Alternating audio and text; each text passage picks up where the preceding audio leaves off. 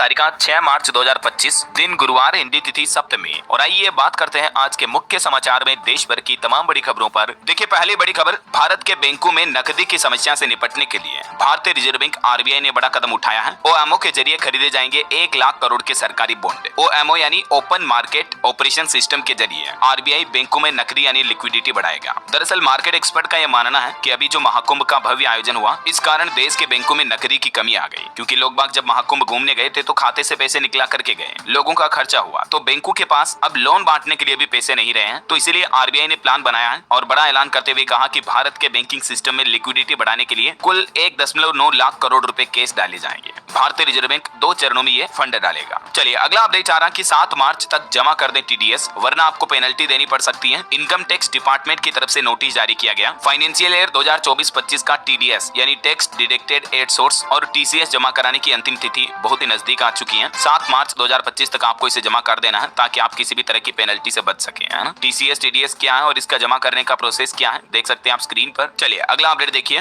बाबा बर्फानी के भक्तों के लिए खुशखबरी आई। अमरनाथ यात्रा की तारीखों का ऐलान हो चुका है। इस साल 3 जुलाई से अमरनाथ यात्रा की शुरुआत होगी और यात्रा कुल 38 दिन तक चलेगी। 3 जुलाई से शुरू होकर 9 अगस्त को इस यात्रा का समापन होगा। जम्मू कश्मीर के एलजी मनोज सिन्हा ने बैठक में ये फैसला लिया है और ये अमरनाथ यात्रा का शेड्यूल जारी कर दिया। चलिए अगला अपडेट देखिए, केंद्र सरकार ने उत्तराखंड देवभूमि को भी बड़ी सौगात दी। पीएम मोदी ने कहा कि 2 नए रोपवे की मंजूरी से श्रद्धालुओं का समय बचेगा। सभी 4 धाम यात्रा करने वाले श्रद्धालुओं के लिए बड़ी खुशखबरी आई है। अब 9 घंटे का सफर सिर्फ 36 मिनट में पूरा हो पाएगा। केदारनाथ धाम जाने वाले लोगों को ये नई सुविधा मिलेगी, क्योंकि केंद्र सरकार ने बीते दिन ही कैबिनेट बैठक में केदारनाथ और हेमकुंड साहिब रोपवे को मंजूरी दे दी है। ये रोपवे में एक बार में 36 लोग बैठ सकेंगे और लगभग 8-9 घंटे की यात्रा जो है ना, वो आपके आधे घंटे में ही पूरी हो जाएगी। इस नई सुविधा के बारे में डिटेल जानकारी कल शाम को मैंने एक अलग से वीडियो में बताई थी। अगर इस साल आपके परिवार में भी कोई 4 धाम यात्रा पर जाने वाला है तो ये कुछ नए नियम वगैरह आप जरूर देख लीजिएगा, है ना। तो ये जो उत्तराखंड में नए रोपवे बनेंगे, इन पर 2700 करोड़ से भी ज्यादा खर्च किए जाएंगे। रूट इसका ये होगा, सोनप्रयाग से लेकर केदारनाथ तक बनेगा ये रोपवे। कुछ और इसकी खास बातें आप देख सकते हैं। और चलिए अगला अपडेट देखिए, किसान आंदोलन पर खबर आ रही है। किसान नेता डल्लेवाल के अनशन को 100 दिन पूरे हो चुके हैं और 100वें दिन उन्होंने जनता को भी संबोधित किया और इस मौके पर उनके साथ 100 और किसान भूख हड़ताल पर रहे। और अब परसों 8 मार्च को अंतर्राष्ट्रीय महिला दिवस के मौके पर महिला किसान महापंचायत का आयोजन भी करेंगे किसान भाई लोग। और वहीं दोस्तों, पंजाब में किसानों के चंडीगढ़ चलो मार्च पर भी पंजाब पुलिस ने बड़ा एक्शन लिया। तकरीबन 700 लोगों को हिरासत में ले लिया और किसानों के इस मार्च के बाद पंजाब चंडीगढ़ बॉर्डर को भी सील कर दिया है। बीते दिन भी तकरीबन 100 और किसान हिरासत में लिए गए। ट्रैक्टर की नंबर प्लेट पर पेंट करके लाए थे किसान। पंजाब के मुख्यमंत्री भगवंत मान से बहस के बाद किसान भाई लोग और भड़क गए और उसके बाद किसानों और अधिकारियों के बीच हुई बैठक में यह निर्णय लिया गया कि फिलहाल संयुक्त किसान मोर्चा ने चंडीगढ़ में मोर्चा लगाने का फैसला रद्द कर दिया है। चलिए अगला अपडेट देखिए, 14 किलो सोने के साथ बंगलुरु एयरपोर्ट पर धरी गई ये एक्ट्रेस डीजीपी रैंक के आईपीएस अधिकारी की बेटी है। ये एक कन्नड़ एक्ट्रेस है। एयरपोर्ट पर तकरीबन 14 से 15 किलो सोना इनके पास अवैध रूप से पाया गया। बॉडी पर टेप लगाकर सोने की गोल्ड की छड़ें चिपका कर लाई थी। देखिए मतलब इतनी बड़ी एक्ट्रेस होकर किस तरह की गोल्ड तस्करी कर रही है। चलिए अगली खबर आ रही है, शराबबंदी वाले इस राज्य में बियर बेचने की इजाजत जल्द ही मिल सकती है। सरकार एक नया बिल लेकर आ रही है। दरअसल दोस्तों, मिजोरम राज्य में सरकार का यह नया प्लान है। वहाँ की जोरम पीपुल्स मूवमेंट सरकार अब शराब और बियर पर एक नया संशोधन बिल लाएगी,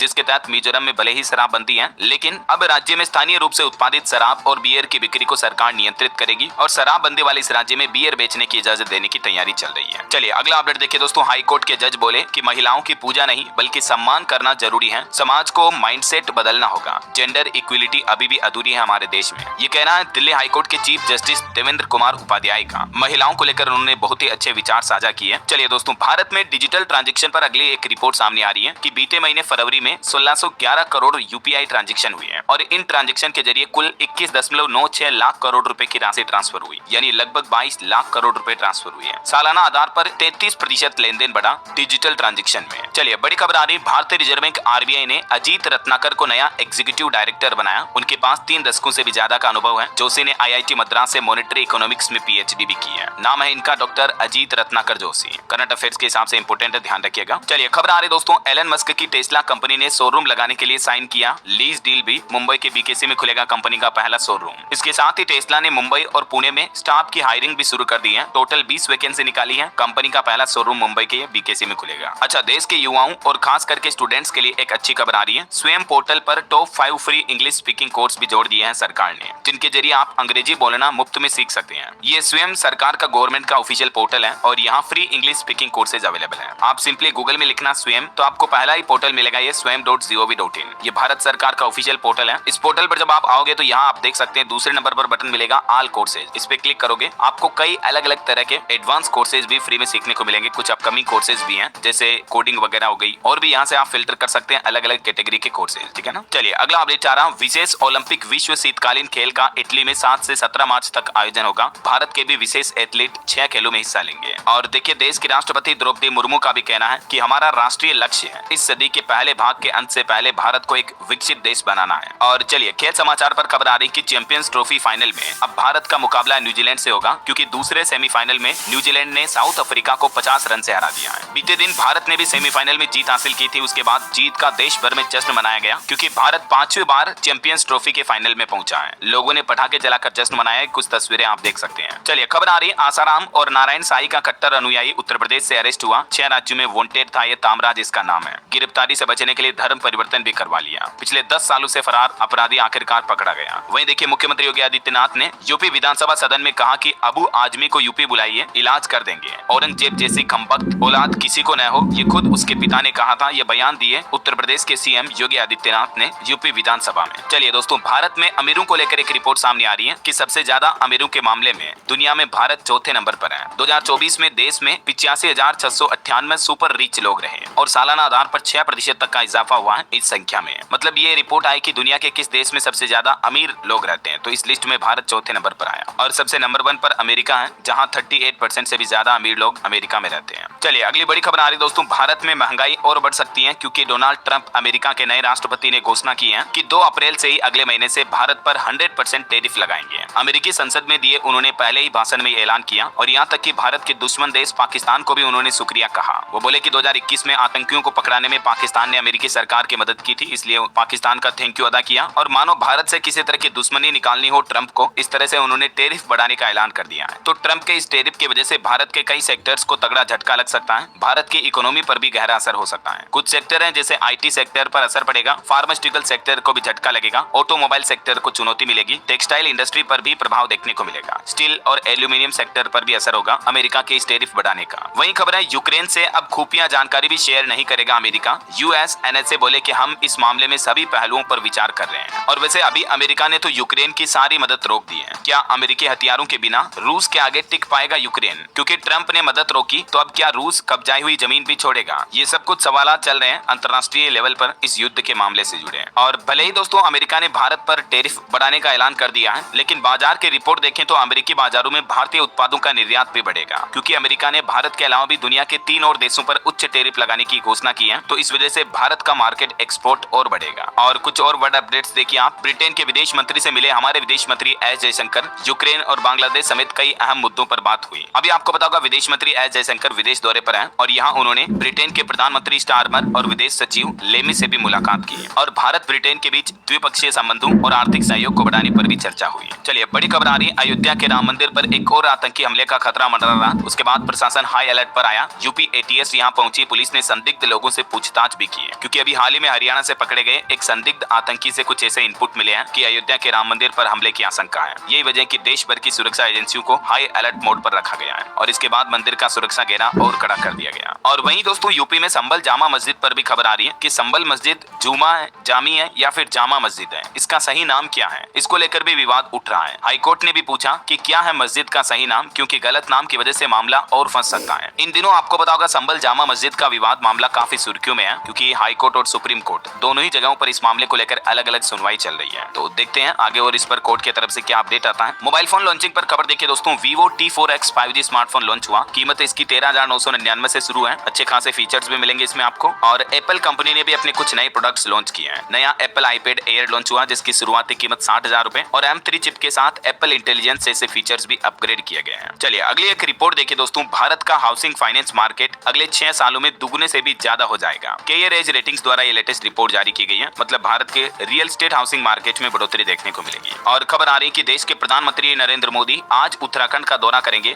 यहाँ मखुआ में मां गंगा की पूजा अर्चना भी करेंगे। 6 मार्च को पीएम ये उत्तराखंड दौरे पर आ रहे हैं। उनकी सुरक्षा व्यवस्थाएं भी देखी गई। बहरहाल अभी तो कुछ और महत्वपूर्ण और काम की खबरें देखेंगे दोस्तों अपन, लेकिन फिलहाल वक्त तो चला है आज के ताजा मौसम समाचार जानने का। और हाँ, आपको याद दिला दूं, अगर आप डीएलएस न्यूज चैनल पर पहली बार आए हैं और चैनल से अभी तक जुड़े नहीं हो दोस्तों, तो जुड़ जाइए। चैनल को सब्सक्राइब करके बेल आइकन जरूर दबा देना, और इस वीडियो पर एक लाइक और शेयर भी कर देना ताकि आपको रोजाना की ताजा खबरें, महत्वपूर्ण मुख्य समाचार, काम के न्यूज अपडेट, नई सरकारी योजनाओं की जानकारी सबसे पहले आपके मोबाइल पर मिलती रहेगी। चलिए बिना टाइम वेस्ट किए सीधा आगे बढ़ते मौसम अपडेट में। तो देखिए, एक तो किसानों के लिए बड़ी चिंता की खबर आ रही है। गेहूं की फसलें किसानों को नुकसान पहुंचा सकती हैं, टेंशन बढ़ा सकती हैं, क्योंकि बिहार समेत कई राज्यों में तूफान आने वाला है। 24 घंटों में दिल्ली और उत्तर प्रदेश में भी करवट लेगा मौसम, और तूफान की वजह से गेहूं की फसलें जमीन पर गिर सकती हैं, जिससे कि फसल की पैदावार पर गहरा असर पड़ सकता है। मौसम विभाग ने 8 मार्च को बिहार में तेज हवाएं चलने का अनुमान जताया है। इसके साथ ही अरुणाचल प्रदेश में बारिश और बर्फबारी की भी चेतावनी है। 9 मार्च से उत्तर भारत के कई राज्यों में एक नया वेस्टर्न डिस्टर्बेंस सक्रिय होगा, जिसके चलते 30 से 40 किलोमीटर प्रति घंटा की रफ्तार से हवाएं चल सकती हैं, और ये तेज हवाएं किसानों की मुश्किलें बढ़ाएगी। कुछ देश के अलग अलग राज्यों के मौसम हालात देखिए आप। जम्मू कश्मीर के सोनमर्ग में फिर से एवलांच हुआ, हालांकि कोई नुकसान नहीं हुआ। मध्य प्रदेश में भी तापमान 4 डिग्री तक गिरा।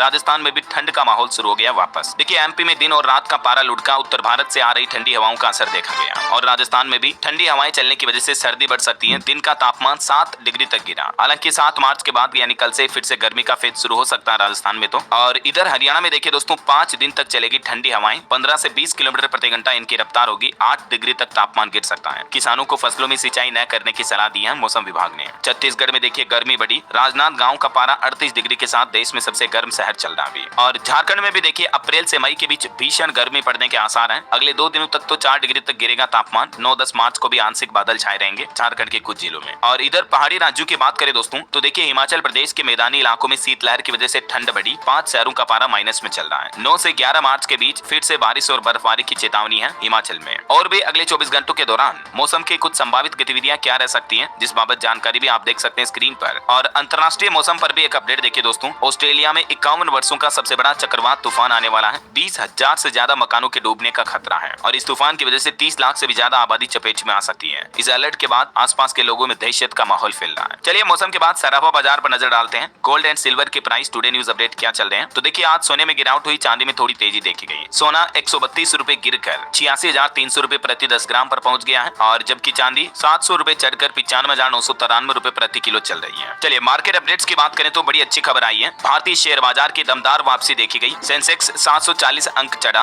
निवेशकों को 9 लाख करोड़ रुपए का एक ही दिन में मुनाफा भी हुआ। आखिरकार कई दिनों की गिरावट के बाद भारत के स्टॉक मार्केट में ग्रीन रिकवरी देखी गई। निफ्टी में भी तकरीबन 250 अंक की तेजी आई। मेटल और बैंकिंग शेयरों में सबसे ज्यादा खरीदारी हुई। चलिए अगला अपडेट आ रहा। ईवी खरीदने वाले ध्यान दें जरा, सरकार की तरफ से एक नया नोटिफिकेशन जारी किया गया है। अब कंपनियों को भी करना होगा ये काम। दरअसल अब पीएम ई ड्राइव स्कीम के अंतर्गत केंद्र सरकार ने ऑटो कंपनियों के लिए एक नया ऐलान किया है। भारी उद्योग मंत्रालय की ओर से पीएम ई ड्राइव स्कीम की शर्तों में 2 बड़े बदलाव किए गए हैं। सरकार द्वारा जारी नोटिफिकेशन के मुताबिक एक तो घरेलू ईवी मैन्युफैक्चरिंग कंपनियों को भारत में ही मैन्युफैक्चरिंग पर फोकस करना होगा, और 3 व्हीलर यानी ई रिक्शा और ई कार्ट के लिए भी कुछ नई शर्तें रखी गई हैं। इन व्हीकल्स को बनाने वाली कंपनियों को अब बैटरी के फिटमेंट इंपोर्ट करने पर रोक लगाने का आदेश दिया है सरकार ने। तो कहने का मतलब ये है कि अब ये सब कुछ चीजें भारत में ही बनेगी, बैटरी के फिटमेंट वगैरह, तो इससे आपकी ईवी और सस्ती पड़ेगी। समझ रहे हो, इलेक्ट्रिक व्हीकल खरीदना थोड़ा सस्ता पड़ेगा, सब कुछ चीजें अगर मेड इन इंडिया होगी तो। इसी तरह से ई बस वगैरह को लेकर भी सरकार ने ये अपडेट जारी किया है। और इलेक्ट्रिक व्हीकल पर भी एक खबर आ रही दोस्तों। इलेक्ट्रिक ऑटो का नया ब्रांड बजाज ऑटो ने लॉन्च किया, बजाज गोगो। ये नया 2 व्हीलर लॉन्च किया बजाज कंपनी की तरफ से। चलिए अगला अपडेट देखिए। एक रिपोर्ट सामने आ रही कि भारत में साल 2028 तक $1 करोड़ से भी ज्यादा की संपत्ति वाले 94,000 लोग हो सकते हैं। हाई नेटवर्थ वाले लोगों की संख्या HNWI की काउंटिंग बढ़ सकती है। नाइट फ्रैंक के द्वारा ये लेटेस्ट रिपोर्ट जारी की गई। प्रधानमंत्री नरेंद्र मोदी का भी कहना है कि देश में प्रतिभा को बढ़ावा देने, कौशल विकास और नवाचार जैसे क्षेत्रों में ज्यादा निवेश करने की जरूरत है, ताकि भारत के युवाओं को ज्यादा स्किल मिल सके और भारत के युवा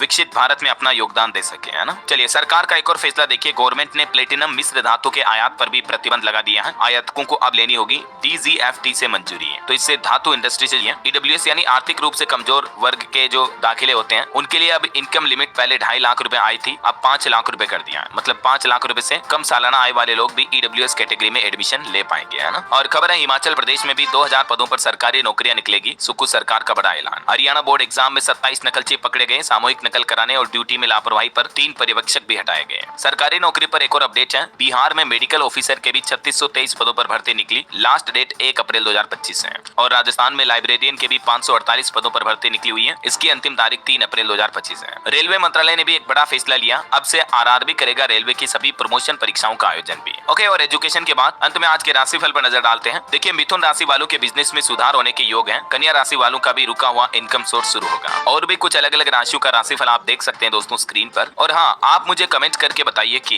किसान नेता जगजीत सिंह डल्लेवाल को अनशन करते हुए कितने दिन हो चुके हैं। कमेंट करके करके लिखिए। साथ ही इस वीडियो को लाइक और शेयर करना, DLS न्यूज चैनल को सब्सक्राइब करके बेल आइकन जरूर दबा देना रोजाना ऐसी इन्फॉर्मेटिव जानकारियां, महत्वपूर्ण मुख्य समाचार, काम के न्यूज अपडेट देखते रहने के लिए। और ख्याल रखिएगा अपने आप का, अपने परिवार का। मिलेंगे अगले नेक्स्ट अपडेट में, तब तक के लिए जय हिंद, जय भारत, वंदे मातरम।